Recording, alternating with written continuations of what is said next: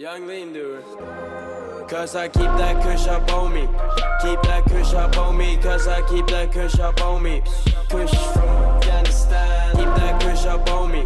Keep that kush up on me. Cause I keep that kush up on me. Kush from Cause I keep that kush from Afghanistan. Máme 6:55 a čakám na Marka. Za chvíľu príde, ideme si zabehnúť nejakých 10 km. Keďže tu máme celkom kopce, tak dneska to bude cca do 10 km. A potom si dáme saunu a potom vám ukážem, ako vyzerá môj deň. Dlhšie sme si netočili takýto day in life.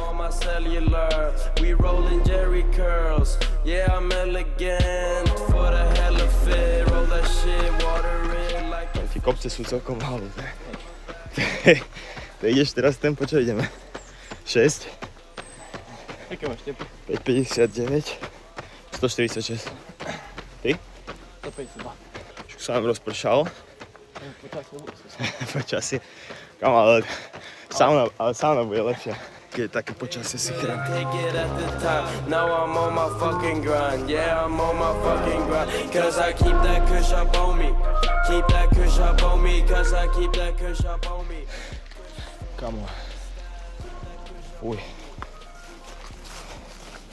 To si ešte nejedol ráno.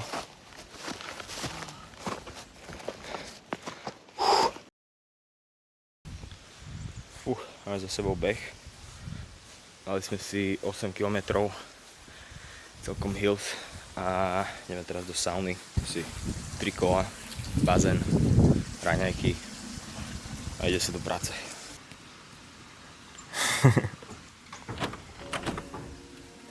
No čo, jak ste sa? Zima je. Je zima? Celkom je. Ideme do sauny. Až taká zima? Lily. They might pick you up, slow you down, but you fall. You must not know who I am. I put champagne on the ground. My brother Casino said you was a free man.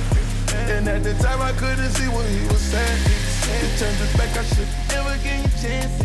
I got for like cheese, shit ain't never end. You with my ex while I'm with different color kids.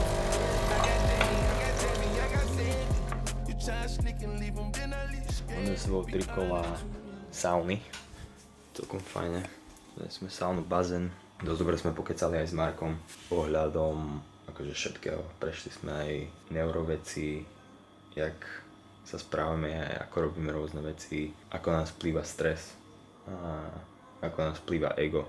A celkom akože dobré debaty sme mali. Marko vravel, že niečo natáčal zo svojho vlogu o strese dneska ráno, takže možno toto nám povie niečo o tom.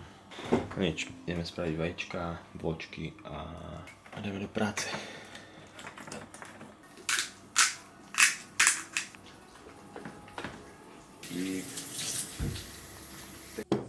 Toto jak vyzerá. Vajíčko, avokádo, vločky, slivka, domáce avokádo, teda čo? Domáce čučoriedky. Kavička.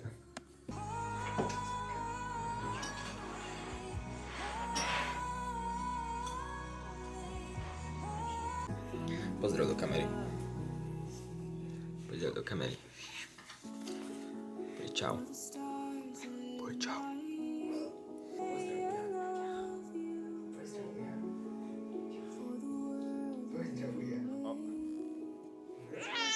No dvíhame ešte. Ešte dvíhame hlavku. Tak, do kamery sa chceš pozerať, čo? Raz, dva, tri. Som maximálne pripravený na natáčanie tohto vlogu. Nemám nabitý mikrofón, alebo teda mám vybitú baterku a nedá sa dobiť, takže musím kúpiť novú baterku. Nemám žiadny statív, takže musím si vytvárať prírodné statívy a dávať ten foťak, tú kameru všade, kde sa dá. Ale idem teraz aktuálne vyzdvihnúť jeden balík, potom prídeme domov a mám hneď jeden call. Ukážeme si, že čo mi prišlo, chcem si spraviť v garáži taký mini office. Budeme tu v podstate týždeň, chcem si spríjemniť prácu a už som dosť dlho pozeral po tomto monitore, displeji. Je to v podstate Apple Studio Display. Do toho som pozeral a vlastne teraz, keď sa stiahujeme do nového ofisu, tak budem potrebovať nejaký ďalší monitor, lebo doma mám monitor, ale ten monitor, ktorý mám doma, si chcem nechať, lebo keď budem robiť z domu, si už aj neviem predstaviť pracovať bez externého monitoru. Takže idem vyzdvihnúť túto zasielku, potom budem mať call o pol hodinu s Lišákom a potom mám ďalší call asi 12:30, možno to vtedy stihnem zariadiť trošku office. To si všetko natočíme.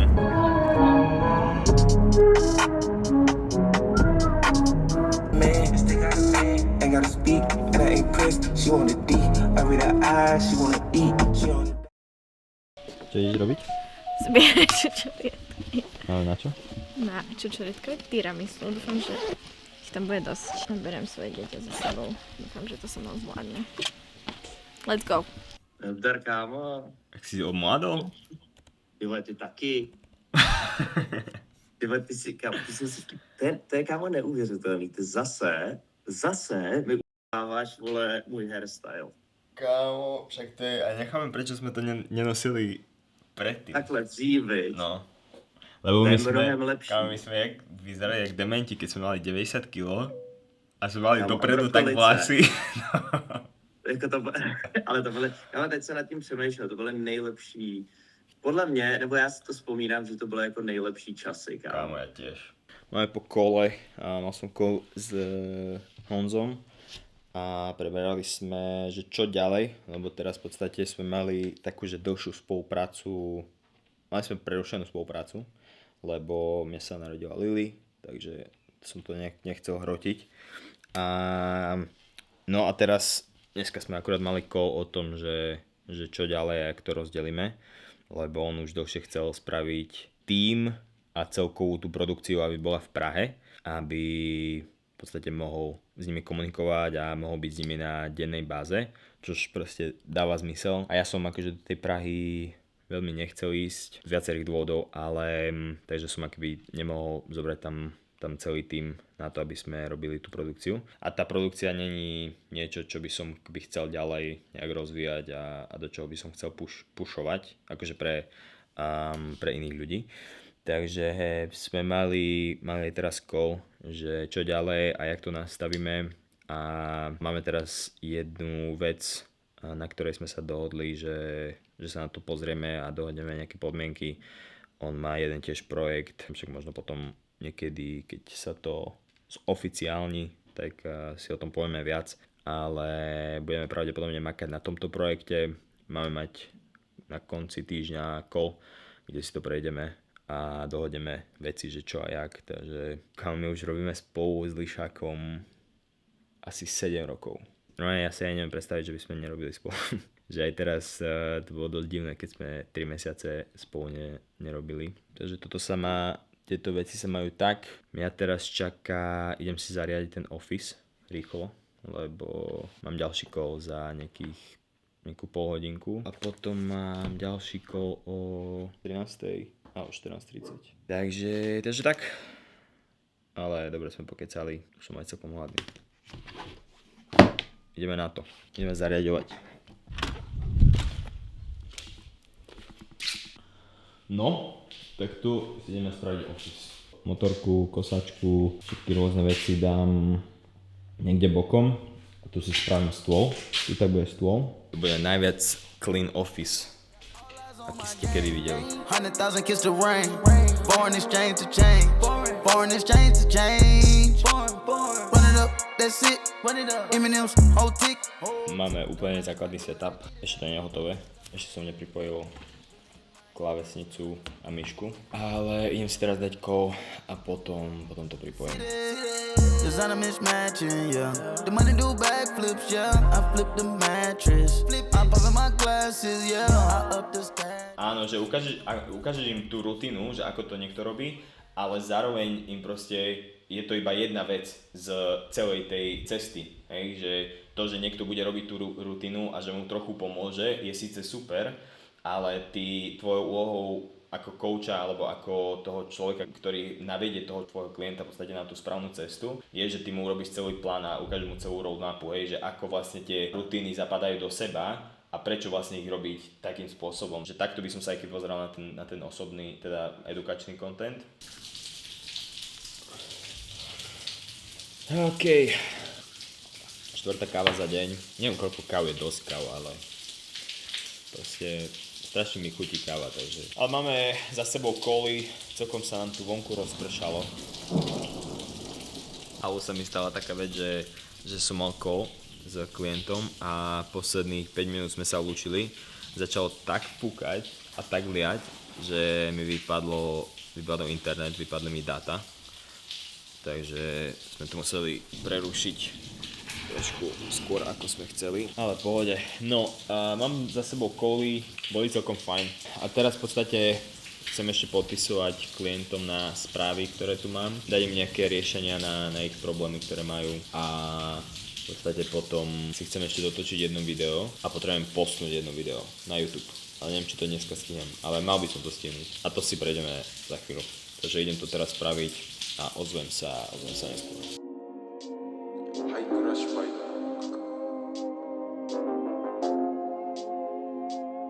1, 2, 3, 4, 5, 6, 7, 8. OK, som založil nový kanál. Chcem si rozdeliť edukačný content a lifestyleový, vlogový content v podstate trochu bokom. Aj toto video pôjde pravdepodobne na vlogový kanál, kde chcem dávať akoby že viac videá, ktoré som doteraz dával na ten hlavný kanál, ale proste chcem mať rozdelené kanály, lebo niekoho zaujímajú iba tie vlogy a niekoho zaujímajú iba tie také edukačné videá a v podstate potom, keď niekto pozerá len vlogy, ale nepozerá tie edukačné videá, tak to ničí to retention, ničí to rôzne veci a chcem to otestovať. Idem teraz za dievčatami, idem sa pozrieť, čo robia a tak na dneska podľa mňa stačilo aj prácu. Ale zoberiem si notebook hore. Bo dneska je deň, kedy pravdepodobne ešte sa k práci trochu vrátim. Fú, ale jak tu vyzerá ten office, čo? Taký office by mi stačil. Betonové steny, stôl, lepšiu stoličku, keby som mal, odpad, GSU, kavičky.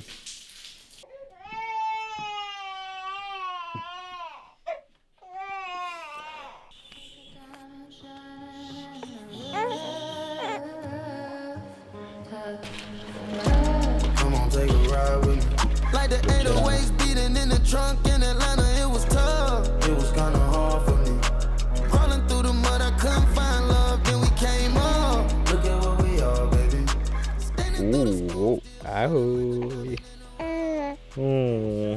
Mám update, postal som video na YouTube, na ten nový kanál a dal som to na Instagram, zazdielal som to. Jaká pekná duha, ty pozeráš, tak je zloba. And that's hard. If you ever lost someone that you love, through the pain, gotta show and give them light. Still family if you're wrong or you're right. No matter we together, it's not something that you wanna do, it's just something you going through. Tough like the sky from the parable. Mám trochu viac času medzi kolami, takže vysvetlím možno, že čomu sa venujem a čo robím všetko, lebo možno viacerí z vás ste tu noví, alebo neviete úplne, čomu sa venujem. V podstate ja mám dva projekty. Prvý projekt je YSS, to je brand, lifestyle, športový brand, ktorý máme s chalanmi. A potom druhý projekt je v podstate moja služba, ktorú ponúkam svojim klientom. Tú službu ponúkam ľuďom, ktorí majú nejakú službu, majú nejaký produkt a chcú budovať svoj brand a chcú predávať tú službu cez svoj brand online, offline, hociak, proste v kombinácii. Takže to je tá pointa, ja im pomáham vytvárať ten systém, ako to predávať, ako mať štruktúru v tom, čo robíš, ako mať štruktúru v postovaní na Instagram, ako mať štruktúru v predaji v podstate tej služby a toho produktu. Celý taký akoby backend toho biznisu. Čo sa týka YSS, tak chcem vám ukázať, že na čom aktuálne pracujeme a čo je v podstate teraz nejaká taká, že aktuálny problém, ktorý riešime v YSS. Celá tá pointa je, že zo začiatku, keď máš brand, robíš veci viac random, alebo nerobíš tie veci random, ale robíš veci, ktoré potrebuješ robiť aktuálne. Takže tak sa nesústredíš na nejaké škalovanie, nejaké systémy a tak ďalej. My sme sa dostali do bodu už dávnejšie, kedy proste sme už potrebovali viac sa sústrediť na nejaké detaily. Celá tá pointa je, že čím viac rastieš, tak tým viac sa potrebuješ zamerávať na administratívu, na trackovanie, lebo ak netrekuješ tie veci, tak potom vlastne nevieš na akých si číslach.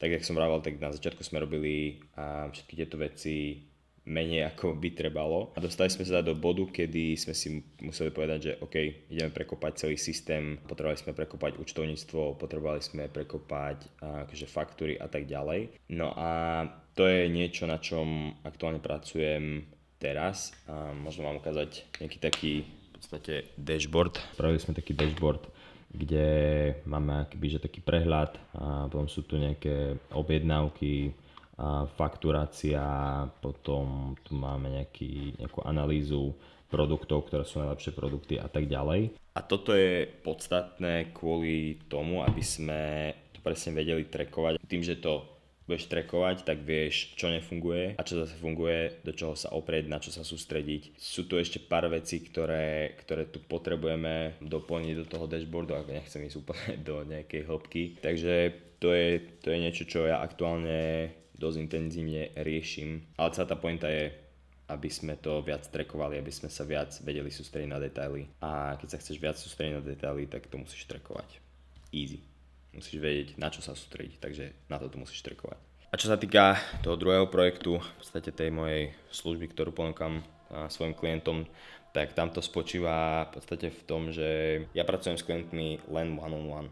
Nemám žiadny kurz, nemám žiadny group offer, hero, nič. Proste môj úhol, a to aj vlastne kvôli čomu to tak robím, že pracujem iba one-on-one, lebo ja verím v to, že ľudia si kupujú prístup tebe a prístup k tomu, ako ty im ukážeš ten spôsob, ako oni majú riešiť tie problémy. To znamená, že ja keby som nejakom klientovi, dáme tomu teraz, a riešim s jednou klientkou, bola v bode, kedy nevedela čo postovať, nevedela ako to má postovať, nevedela ako tvoriť tie videá a tak ďalej. My sme sa dostali z tohto bodu, ja som jej dal kroky, ktoré ona potrebuje spraviť na to, aby sa dostala do toho, že bude točiť content konzistentne a ten content jej nebude robiť problém natočiť. Že môjim prvým cieľom s ňou bolo, aby ona sa nebala tvoriť content, alebo aby to tvorenie contentu bolo pre ňu proste jednoduché. A to bolo prvým nejakým takým cieľom, ktorý som mal s touto klientkou. Pred pár hodinami mi napísala, že vlastne je v bode, kedy už vie, ako točiť content, nerobí problém natočiť hociaký content, len teraz má problém s tým, že nevie, ako tomu dať nejakú štruktúru v zmysle, alebo ako si naplánovať ten content na dlhšie obdobie, dajme tomu na týždeň, na 2 týždne, na mesiac, a ako v tom nemať úplne že chaos, lebo verím, že je to chaos, keď máš rôzne formáty videí, že máš reelska, talking heady, videá, kde vlastne máš split screen, green screen videá, potom máš aj videá, kde môžeš dať proste nejaký voiceover, posty, karusely, YouTube videá môžu byť rozdelené na edukačné videá, na case study, na nejaké lifestyle. Takže máš veľmi veľa formátov, ktoré môžeš točiť a jedna vec je v podstate, že čo točiť, ako tému alebo o čom točiť, a o tom som robil aj video, kde som vlastne rozpisoval tie vrstvy uvedomenia toho klienta a ako točiť content a kde sa nachádza ten aktuálny klient a v podstate ako sa dostať do toho, že to točenie bude pre teba jednoduché, alebo vymýšľanie tých tém bude proste pre teba jednoduché. Takže je to o dosť. A úplne chápem, že sa dostala do bodu, kedy si povedala, že OK, tak teraz ako to vlastne mám vyriešiť, čo mám v podstate točiť, čo mám točiť pondelok, čo mám točiť útorok, čo mám dávať v stredu.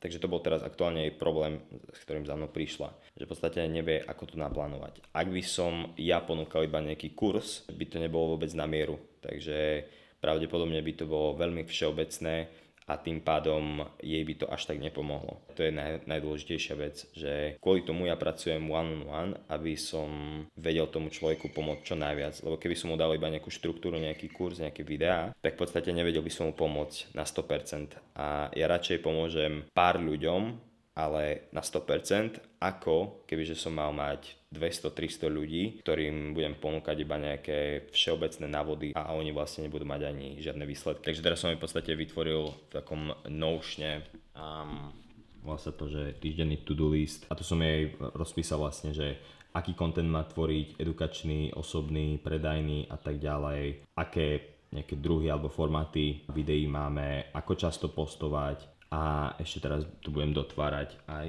konkrétny plán na mesiac, ktorý si určíme a potom ho prejdeme spolu. V podstate ja teraz vytvorím Notion, my máme call za pár hodín, takže to prejdeme všetko na kole, ja jej to vysvetlím, ona mi na to dá feedback a to najlepšie na tom je to, že v podstate ja keď si vlastne vytvorím takúto šablónu a pomôžem jednému klientovi, tak túto šablónu viem dosť dobre napasovať aj na ďalších klientov. Len čo je potrebné spraviť, je to prispôsobiť tomu klientovi. Takže to je to, na čom teraz aktuálne pracujem a idem teraz ešte dokončiť tie štruktúry a potom si to prejdeme na kole, upravíme to spolu, ona to bude implementovať, po tej implementácii sa na to pozrieme, zhrnieme to, zanalizujeme a zase upravíme a tak ďalej.